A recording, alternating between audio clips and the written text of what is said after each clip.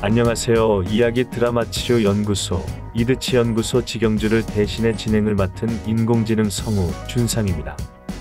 이번 시간에는 사이코 드라마라는 제목의 단편영화 소개라는 제목으로 한국에서 제작된 단편영화 두 편을 소개하고 싶습니다. 두 영화 모두 한국에서 여성 감독이 만든 단편영화이고 사이코 드라마라는 제목을 갖고 있습니다. 첫 번째 소개해드릴 영화는 사이코 드라마입니다. 사이코를 격음화한 사이코와 드라마 사이에 빈칸이 들어갑니다. 영화 사이코 드라마는 2019년 작품입니다. 상영시간은 약 33분입니다. 저는 퍼플레이라는 사이트에서 3,000원에 감상했습니다. 퍼플레이 사이트에 있는 이 영화의 소개 글을 읽어보겠습니다. 하나도 안 웃긴데요? 연극학과 조교인 소라는 언젠가 사용할 날이 올지 모른다는 생각에 가방 속에 늘 칼을 지니고 다닌다. 그러던 중 연극학과 학생인 서우의 공연 뒤풀이 장소에서 서우에 대한 남학생들의 뒷담화를 듣게 되고 복수를 결심한 서우를 돕기로 한다. 소라의 칼이 드디어 쓰여지는 순간이 올 것인가. 유머의 이름으로 포장된 혐오가 넘쳐나고 그리하여 마땅히 화를 내어야 할 상황에서 많은 여성들은 웃어넘기기를 택해왔다. 의식적이든 무의식적이든 간에 말이다. 감독은 연출 의도에서 웃자고 한 말이 웃기지 않을 땐 죽자고 달려들자 라고 밝혀두었다. 다소 극단적으로 연출된 이야기들은 바로 그 죽자고 달려들자는 의도의 표현일 것.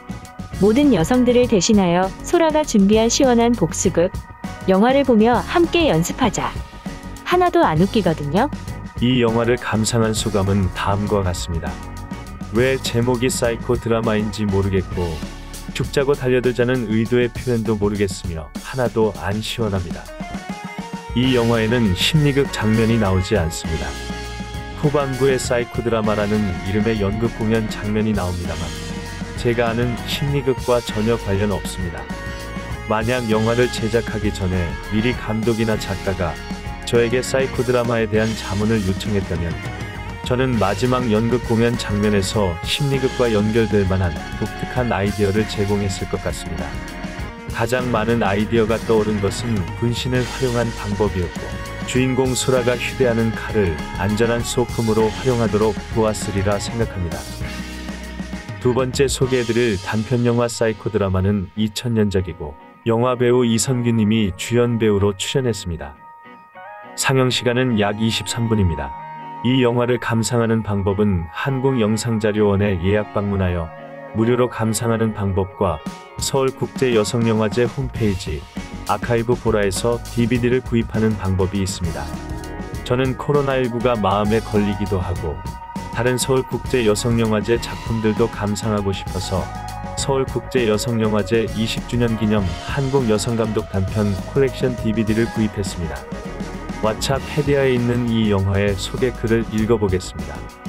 한국 독재 정권을 한정신병동에서 일어나는 해프닝으로 코믹하게 풍자한 작품. 제목이 암시하는 것처럼 정신병원이 무대다. 속된 의사와 약삭발은 선임 간호사가 일하는 그곳에 한 어수룩한 초짜 간호사가 부임한다. 그녀는 아버지에 대한 그리움을 가슴 깊이 간직한 채 오직 그와 같은 남자를 만나기만 고대한다. 마침 그 병원에는 나라 걱정이 너무 많아서 밤에도 잠을 못 이루는 건장하고 잘생긴 한 젊은 남자가 입원해 있다. 그녀는 점점 그에게 사랑의 감정을 느끼는데 자신을 박정희라고 생각하는 망상증을 앓고 있는 근육질 청년에 대한 매력을 아버지로 표상되는 어른을 기다리는 간호사의 심리와 포개 놓음으로써 사이코 드라마는 박정희 같은 강력한 지도자를 그리워하는 지금 우리 사회의 병리적인 한 측면을 날카롭게 그리고 유머러스하게 풍자하고 있다. 시골의 한 정신병원의 신참 오숙경 간호사에게 새로운 병원의 생활은 피곤함을 줄 뿐이다. 이런 숙경을 달래고 편안하게 하는 대상은 돌아가신 아버지에 대한 기억뿐이다.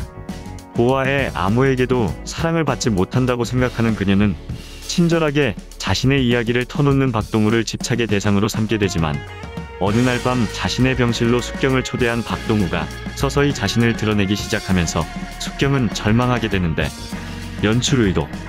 같은 자리에 앉아있는 우리의 이웃들이 과연 어떤 콤플렉스와 망상을 가지고 있는지 상상해본다. 이런 망상과 콤플렉스는 각자를 살아가기 위해 때로는 힘이 되기도 하지만 그것이 깊어져 신념이 되면 현실을 똑바로 바라보지 못하게 한다. 지금 우리의 대화는 어떻게 진행되고 있는가? 이 영화를 감상한 소감은 다음과 같습니다. 제목의 의미를 이해할 수 있었음.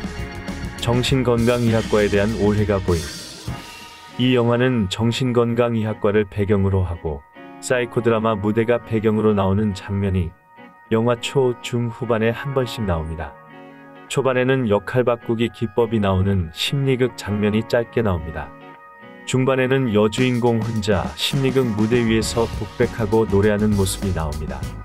후반에는 엔딩 크레디트의 환자들과 간호사들이 심리극 무대 위에서 디스코 타임을 갖는 모습도 보입니다. 아직도 심리극 웜업 기법 중 하나로 디스코 타임을 진행하는 병원이 있는지는 잘 모르겠습니다만 저는 1990년대 병원 입원 환자 대상의 심리극에서 웜업 시간에 디스코 타임을 진행하는 경우를 많이 목격했습니다.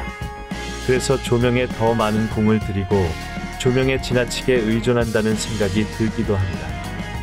집단 임상 정신치료 강의라는 책을 보면 대집단 사이코 드라마 모델에 디스코 타임이 언급되어 있습니다. 이 모델에 의하면 워밍업을 45분, 심리극 시행을 60분, 종결 단계를 10분으로 했을 때 디스코 타임은 워밍업 45분 중에서 15분을 차지합니다.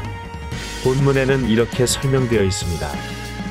워밍업 중 디스코 시간은 환자들이 자발적으로 무대 위에 올라와 최신 댄스곡에 맞춰 몸을 흔드는 시간으로 입원으로 인한 스트레스와 우울한 기분을 자연스럽게 풀 수 있도록 하기 위한 것인데 시작 시간 10분 전부터 전체 환자들과 치료진이 다 모이는 시간까지 계속된다.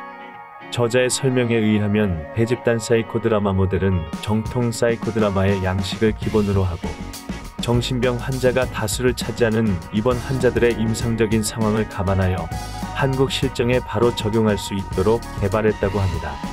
저는 디스코 타임을 오래전부터 이어진 대한민국 병원 심리극의 관행이라 생각하고 디스코 타임보다는 다른 웜업을 활용하는 것이 보다 적절하다고 생각합니다. 이 영화에서 심리극은 정신건강의학과의 독특한 분위기를 살려주는 소재로 사용되면서 몇몇 등장인물의 삶을 상징적으로 표현한다는 생각이 들었습니다. 그리고 영화 감독은 실제 어느 병원에 심리극을 본 것 같다는 생각이 들었습니다. 또한 이 영화가 첫 데뷔작으로 알려진 20대 중반의 젊은 이선균님을 볼 수 있습니다.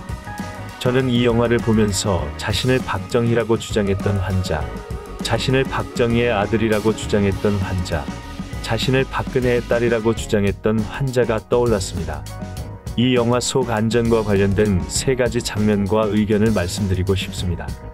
첫 번째, 남자 주인공과 같은 병실을 사용하는 어느 남성 환자는 병동 안에서 항상 노란색 플라스틱 재질의 안전모를 씁니다. 당사자는 안전모 착용으로 심리적 문제를 완화시키는데 도움될 것 같습니다만 안전모는 정신건강의학과 병동 안에서 자해나 타해 혹은 기물 파손의 도구로 사용될 수 있어서 안전하지 않아 보이고 병동 안에 반입할 수 없다고 생각합니다. 두 번째, 남자 주인공이 병실 안에서 무거운 덤벨로 운동하는 모습이 나옵니다.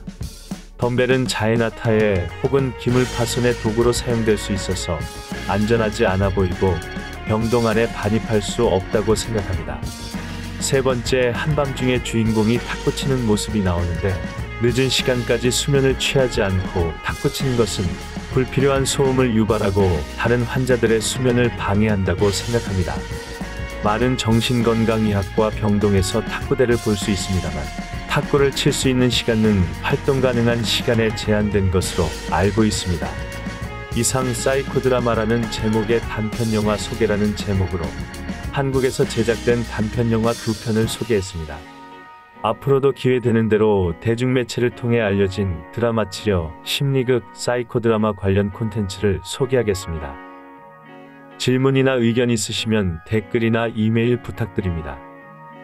저는 정신건강 전문요원으로서 자극적이지 않고 싱거운 심리극, 느리고 느린 심리극, 때론 기다림이 필요한 심리극, 다양한 역할 확대 기회가 있는 심리극, 특정 도구에 의지하지 않는 심리극, 특정 기법을 남용하지 않는 심리극, 두통을 주의하는 심리극, 주인공의 스토리 주도권을 보장하는 심리극, 주인공을 이용하지 않는 심리극, 기본에 충실한 심리극, 주인공을 위한 심리극, 함께 만드는 심리극, 안전하고 마음 편한 심리극 진행을 위해 노력 중인 이야기 드라마 치료 연구소 이드치 연구소 운영자 지경주입니다.